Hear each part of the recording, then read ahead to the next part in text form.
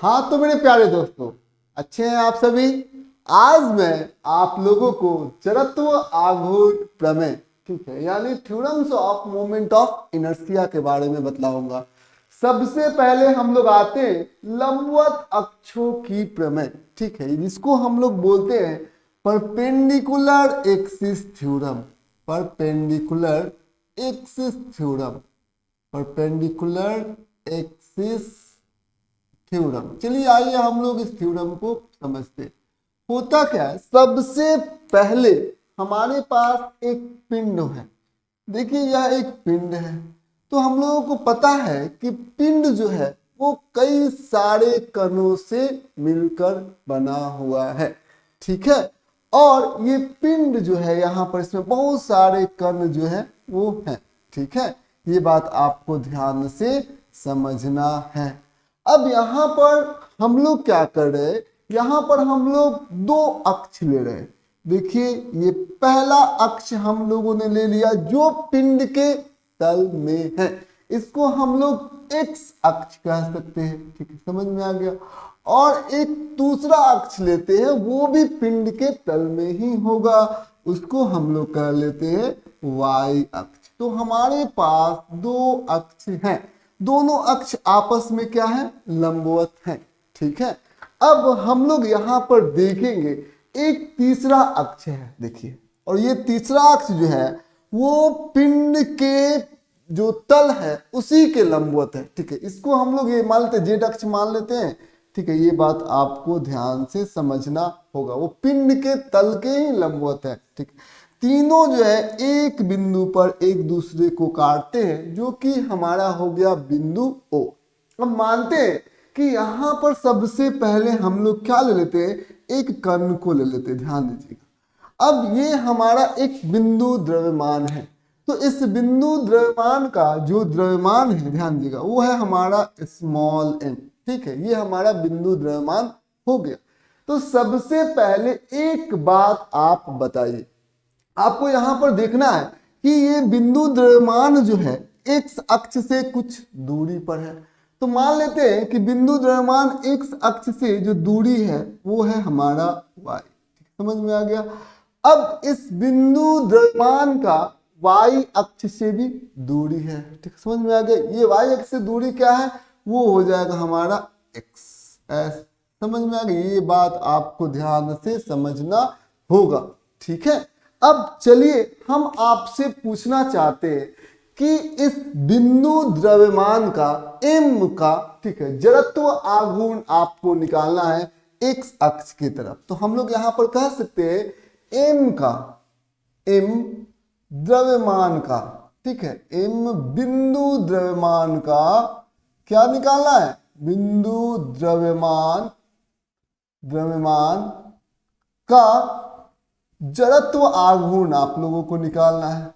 जड़त्व आघूर्ण, और वो किस दिशा में होना चाहिए, आघूर्ण एक्स अक्ष पर कितना होना चाहिए। तो सबसे पहले हम लोग इसे लिख देंगे आई एक्स, ठीक है, समझ में आ गया, ये आई एक्स हो जाएगा।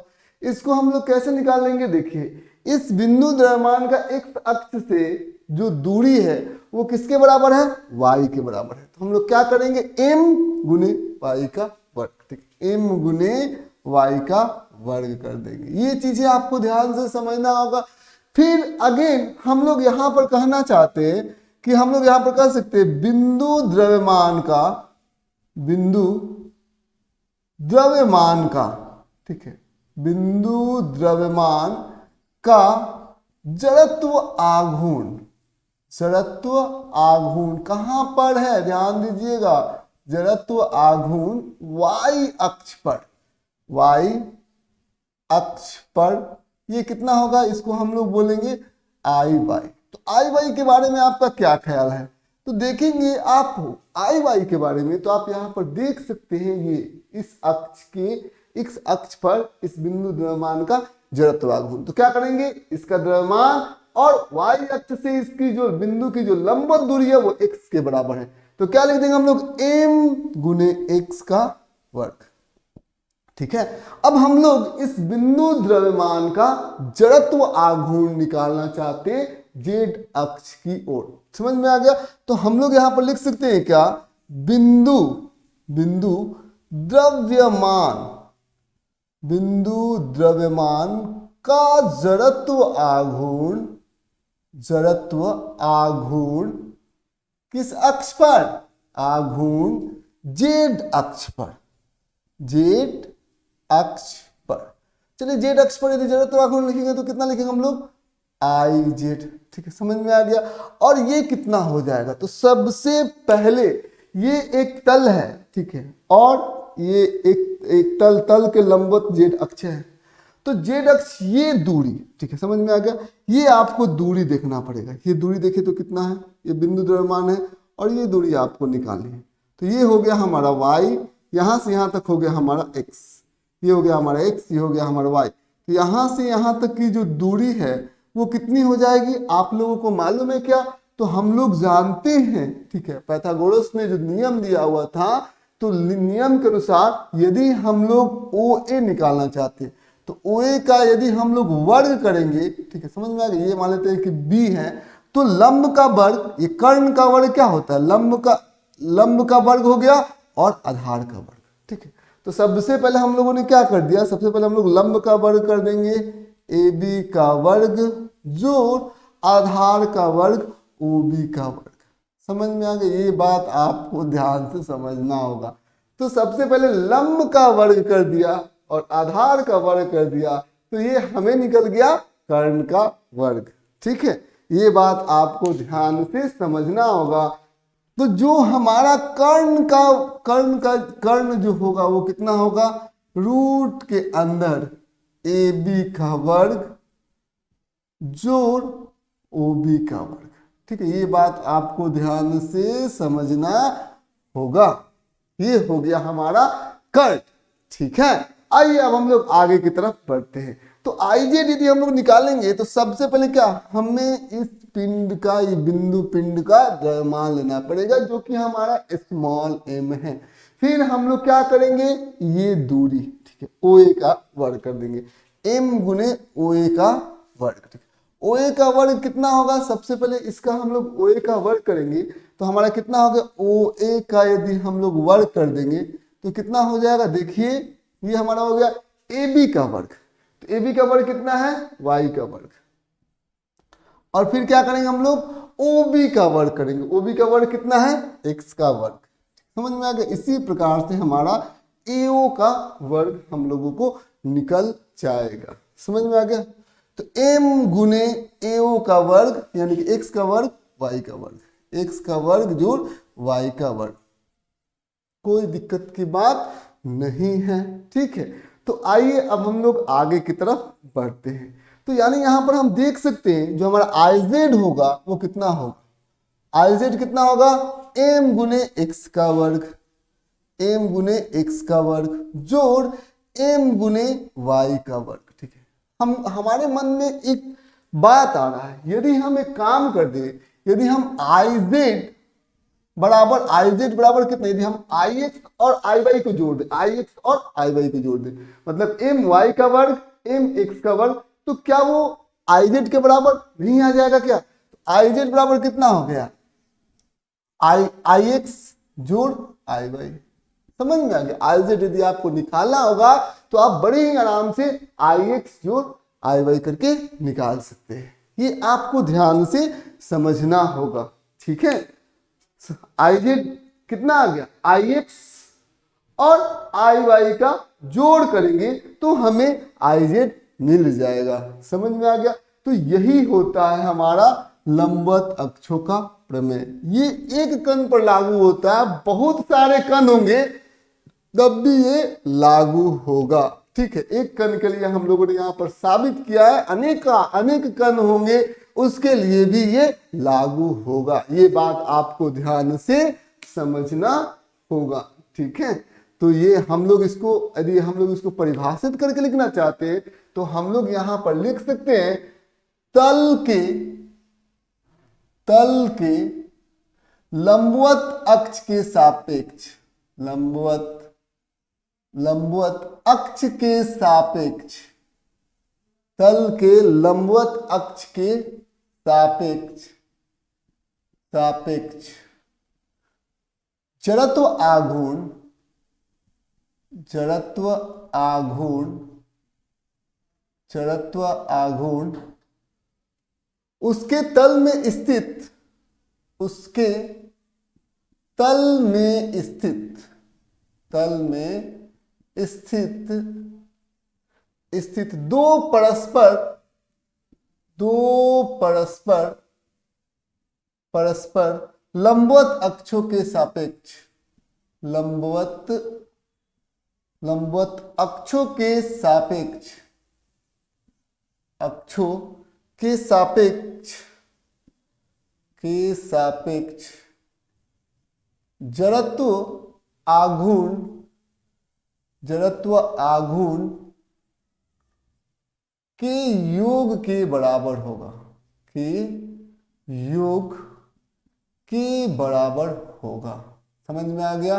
बराबर होगा, यानी कि हम लोगों को यहां पर समझना होगा एक बार।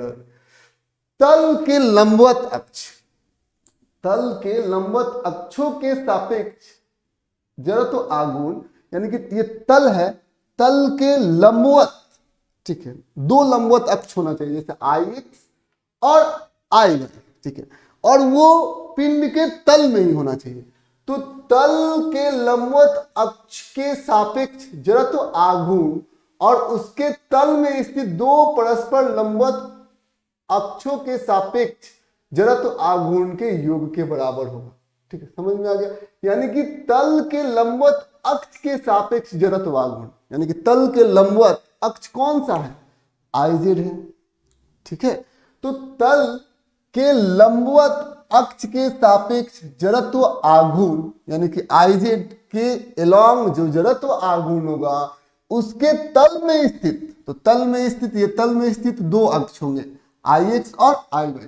तल में स्थित दो परस्पर लंबवत अक्षों के सापेक्ष, दो परस्पर तल के इसके तल में स्थित दो परस्पर लंबवत अक्षों के सापेक्ष जड़त्व आघूर्ण के योग के बराबर होगा। यानी कि आई एक्स और आई वाई इसके तल के अंदर है, इन दोनों अक्षों के ओर यदि आप जड़त्व आघूर्ण का योग कर देंगे, ठीक है, तो तल के लंबवत अक्ष के along आपका जड़त्व आघूर्ण निकल जाएगा।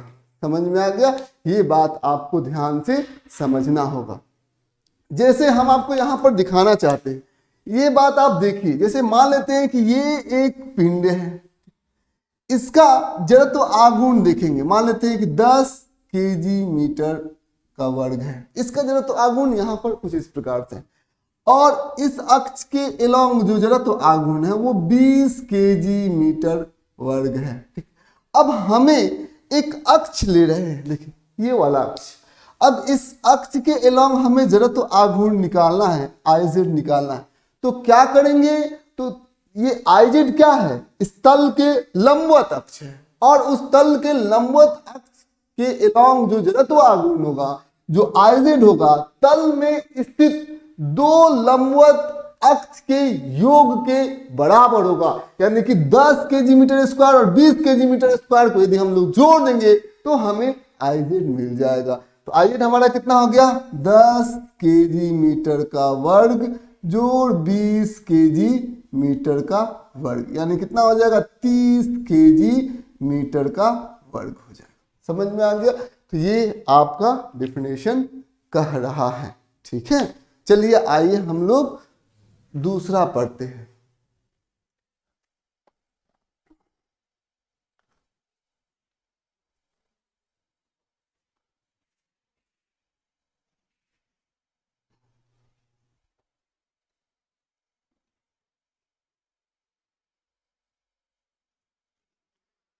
दूसरा जो है वो हमारा है समांतर अक्षों की प्रमेय। ठीक है, यानी कि पैरेलल एक्सिस थ्योरम, इसको हम लोग क्या बोलते हैं? Parallel axis theorem. इसको ध्यान से समझना होगा, इसको आपको ध्यान से समझना होगा। इसमें क्या होता है? जैसे ये हमारा एक पिंड है, ठीक है, समझ में आ गया। तो इस पिंड का एक द्रव्यमान केंद्र भी हो सकता है, चाहे गुरुत्वीय केंद्र भी हो सकता है। मान लेते हैं इस पिंड का जो द्रव्यमान केंद्र है वो ये है, बहुत सारे इसके कण हैं, ठीक है, समझ में आ गया। तो कण है तो सारे कणों का एक द्रव्यमान केंद्र होगा ना, तो सारे कणों का ये हमारा हो गया द्रव्यमान केंद्र, द्रव्यमान ये केंद्र हो गया, ठीक है। तो ये बात आपको ध्यान से समझना होगा। अब यहां पर आपको समझना ये है कि द्रव्यमान केंद्र से गुजरने वाला एक अक्ष है, ठीक है, ये हमारा अक्ष है।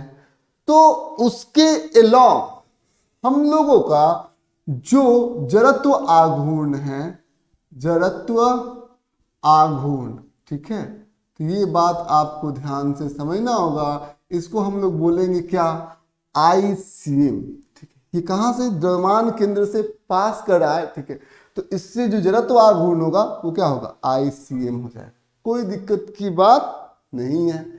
फिर आगे की तरफ हम लोग बढ़ते हैं, आगे की तरफ हम लोग बढ़ेंगे तो मान लेते हैं कि ये हमारा क्या है, ये हमारा एक अक्ष है जो द्रव्यमान केंद्र से गुजरता है। तो हम लोग पढ़ रहे हैं पहले समांतर अक्षों का प्रमेय। तो हमें एक ऐसा अक्ष जो इसके क्या है, समांतर है, ठीक, ये अक्ष और ये अक्ष दोनों में समांतर होना चाहिए। अब इस अक्ष के एलोंग जो जड़त्व आघूर्ण है वो I है, क्या है हमारा जड़त्व आघूर्ण I है, ठीक है, जड़त्व आघूर्ण है I के बराबर, और यही I हम लोग निकालना चाहते हैं। तो सबसे पहले आपको यहां पर देखना होगा कि दोनों के बीच में क्या कोई लंबवत दूरी है क्या, तो मान लेते हैं वो लंबवत दूरी है D। क्या इस पिंड का कुछ द्रव्यमान होगा क्या, तो जवाब है हाँ, इस पूरे पिंड का जो द्रव्यमान है वो कैपिटल M है। तो हम लोग कह सकते हैं ये क्या है हमारा पिंड का द्रव्यमान, पिंड का ये द्रव्यमान हो गया, ठीक है। अब आइए आगे की तरफ हम लोग बढ़ते हैं। तो ये पिंड का द्रव्यमान हो गया। तो सबसे पहले इस अक्ष के परित हम लोगों को क्या निकालना है, जड़त्व आघूर्ण निकालना है। तो ये हम लोगों का क्या हो गया, पैरेलल, दो एक्सिस है, दो हमारा अक्ष है जो समांतर है, ठीक है। तो समांतर अक्ष प्रमेय हमारा बन जाता है, ठीक। तो इसके बारे में हम लोग पढ़े। तो हम लोग आई जब हम लोग निकालेंगे ना, तो सबसे पहले आपको करना होगा आई एक ऐसा अक्ष के परित जड़त्व आघूर्ण जो केंद्र से, द्रव्यमान केंद्र से गुजरे और वो इसके समांतर, ठीक, समझ में आया। जिस अक्ष के एलोंग, इस अक्ष के एलोंग हम लोग निकालना चाह रहे हैं, दोनों समांतर होना चाहिए। तो सबसे पहले आपको क्या लेना होगा, ICM, ठीक है। क्या लेंगे हम लोग, ICM, ठीक है, समझ में आ गया। यानी कि इस अक्ष के परित आपको क्या लेना होगा, आपको लेना होगा जड़त्व आघूर्ण। प्लस आप यहां पर एक बात आप ध्यान देंगे, सबसे पहले इसका जो कुल द्रव्यमान है वो कैपिटल M है, M हो जाएगा, ठीक है, कुल द्रव्यमान हो गया कैपिटल M। अब दोनों अक्षों के बीच में जो लंबवत दूरी है वो कितना हो जाएगा, D, तो D का वर्ग, ठीक, समझ में आ गया। ये बात आपको ध्यान से समझना होगा, तो ये बात आपको ध्यान से समझना होगा। अब ये आगे आप लोग इस चीज को समझ गए, ठीक है। अब ये चीजें आपको ध्यान से समझना होगा और हम लोग आगे की तरफ बढ़ जाते हैं। चलिए आइए हम लोग एक प्रश्न को हम लोग सॉल्व करते हैं। क्या करेंगे हम लोग, ICM प्लस MD स्क्वायर। तो सबसे पहले यहां पर हम लोग एक वृत्ताकार चकती ले लेते हैं, ठीक है। ये हम लोगों ने क्या ले लिया है, एक वृत्ताकार ये चकती है, ठीक है, ये बात तो आपको मालूम है। तो इस वृत्ताकार चकती का कुछ द्रव्यमान होगा। पहले हम लोग CD में खूब देखते थे, याद है, CD हो गया, DVD हो गया, उसमें यही वृत्ताकार चकती जो होता था वो होता था, और इसी वृत्ताकार चकती का हम लोग डिस्क अंदर डालते थे, ठीक है, इसको डिस्क बोला जाता है, ठीक।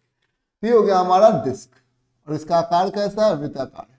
अब इस डिस्क का कुछ ना कुछ द्रव्यमान होगा। मान लेते हैं इस डिस्क का द्रव्यमान M है, तो ये हो गया हमारा द्रव्यमान, ठीक है, द्रव्यमान हो गया, ठीक है।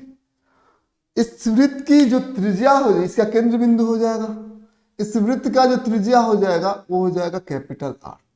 समझ में आ गया, कैपिटल आर इसका त्रिज्या हो जाएगा। तो सबसे पहले हम लोग यहाँ पर देखेंगे, ये हमारा अक्ष हो गया, तो अक्ष के परित जो देखिए ये हमारा अक्ष हो गया, तो अक्ष के परित यदि हम लोग पता है ये केंद्र से पास करेगा और क्या होगा, लंबवत होगा। ठीक है, समझ में आ गया। तो अक्ष के परित यानी कि ICM हम लोगों को मालूम है, आई, ठीक है, IZ भी हम लोग इसे कह सकते हैं। तो किसके बराबर है, MR का वर्ग बटा 2। समझ में आ गया। यदि हम लोग कहेंगे कि इस अक्ष के परित आपको मालूम है, आपको इस अक्ष के परित आपको निकालना है, ठीक है, जो डिस्क को छूता हुआ, स्पर्श करता हुआ जाए और डिस्क के तल पर लंबवत हो, इस अक्ष के परित निकालना है। ठीक है, समझ में आ गया। तो क्या निकाल सकते हैं, क्या यहाँ पर कौन सा थ्योरम काम करेगा, इस अक्ष के परित आपको मालूम है और इस अक्ष के परित आपको निकालना है। तो दो थ्योरम है, एक है लंबवत अक्ष प्रमेय और एक है समांतर अक्ष प्रमेय। यहां पर देखेंगे दोनों जो अक्ष हैं वो समांतर हैं, तो कौन सा नियम लग जाएगा, समांतर अक्ष प्रमेय लग जाएगा। तो क्या समांतर अक्ष प्रमेय करता है, I बराबर यानी कि इस अक्ष के अलोंग जो हम लोग निकाल रहे हैं, जो हमारा I है, ध्यान से देखना है, तो I बराबर कितना हो जाएगा, सबसे पहले हम लोग क्या करेंगे, ICM प्लस MD का वर्ग, यही ना करेंगे हम लोग, यही ना होता है समांतर अक्ष थ्योरम। तो सबसे पहले ICM देखिए, तो ये वृत्त का जो द्रव्यमान केंद्र है वो तो यही होगा, और इस द्रव्यमान केंद्र से ये अक्ष गुजर भी रहा है। ठीक है, तो द्रव्यमान केंद्र से ये अक्ष गुजर भी रहा है, तो यहां पर आप ध्यान से समझेंगे तो ये ICM इसको हम लोग मान सकते हैं। तो ICM बराबर कितना हो जाएगा, वो हो जाएगा MR का वर्ग बटा 2 जोड़ MD का स्क्वायर। MD का स्क्वायर D बराबर कितना होता है, वो R के बराबर हो जाता है। D बराबर कितना हो जाता है, R के बराबर हो जाता है। तो ये D हो गया हमारा R के बराबर। ठीक है, समझ में आ गया। तो ये हमारा हो गया D। ठीक है, तो D हो गया हमारा R के बराबर, तो कितना हो जाएगा, M इंटू R का वर्ग कर दें। ठीक, समझ में आ गया। ये बात आपको ध्यान से समझना होगा। तो ये हो गया MR का वर्ग, यहाँ पर दोनों का लघुत्तम समावर्तक ले लिया हम लोगों ने, 2 विभाजित किया, 2 से यहाँ पर गुना कर दिया, MR का वर्ग कितना हो जाएगा, 3MR का वर्ग बटा 2 हो जाएगा। किसके परित, इसके परित। ठीक, समझ में आ गई। ये बात आपको ध्यान से समझना होगा। इसके परित हम लोगों को मालूम था और इसके परित हम लोगों ने निकाल दिया। चलिए आइए हम लोग और आगे बात करते हैं। क्या एक काम कर सकते हैं, क्या आप जो इसके जो व्यास है, व्यास के परित जो है, आप क्या जरूरत आघूर्ण निकाल सकते हैं क्या। तो व्यास के परित हम लोग यहां पर, से ये व्यास हो गया, तो व्यास के परित हम लोग जरूरत आघूर्ण ले लेते हैं ID। तो हम लोग इस अक्ष के परित जो जड़त्व आघूर्ण होगा वो कैसे हम लोग निकाल सकते हैं, हमें केवल इस अक्ष के परित हमें मालूम है। समझ में आ गया। तो इस ये क्या है, वृत्त का एक व्यास है, वृत्त का एक व्यास है। ठीक है, तो चलिए यहां पर इसको मिटाकर अच्छे से पहले समझते हैं। देखिए ये वृत्ताकार चकती है, तो ये वृत्ताकार चकती हो गया हमारा। ठीक है, फिर हम लोगों को मालूम है ये वृत्ताकार चकती है, इस अक्ष के परित जो केंद्र से पास करे और लंबवत हो, क्या हो जाएगा, IZ जो होगा वो कितना हो गया, MR का वर्ग। ठीक है, ये MR का वर्ग बाई 2, कोई दिक्कत की बात नहीं है, MR का वर्ग बटा 2। ठीक है, ये चीजें आपको ध्यान से समझना होगा। MR का वर्ग बटा 2 हम लोग यहाँ पर लिख देते हैं, तो IZ हो गया हम लोगों को। तो ये बात आपको ध्यान से समझना होगा। ये IZ हम लोगों ने यहाँ पर देख लिया। अब हम लोग इस अक्ष के परित हम लोग निकालना चाहते, व्यास के परित निकालना चाहते, तो IZ हम लोगों को मालूम है। ठीक, समझ में आ गया। यदि हम लोग, और ये अक्ष व्यास के परित निकालना है, इसके अक्ष जो है जड़त्व आघूर्ण जो है हमारा ID के बराबर है। तो हमें 2 अक्ष मालूम है, दोनों अक्ष आपस में लंबवत, लेकिन हमारे पास लंबवत अक्षों के प्रमेय में तीन अक्ष होने चाहिए जो आपस में लंबवत होने चाहिए।